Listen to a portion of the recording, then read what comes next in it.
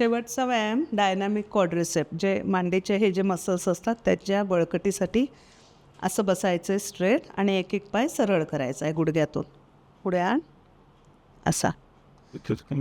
इथे तुम्ही 5 second maintain करू शकता आणि मग relax to normal position. Go down, परत वर. 5 seconds maintain. Go down. 5 seconds. Okay, relax.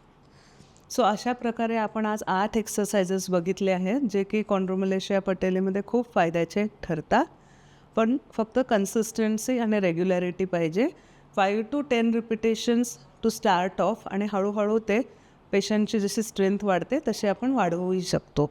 15 times 20 times repetitions करू शकतो एका सेटमध्ये. युजली आम्ही प्रिस्क्राईब करतो 15 रिपिटेशन 20 रिपिटेशन मॉर्निंग ॲज वेल ॲज इव्हिनिंग, पण प्रोग्रेसिव्हली. थँक्यू.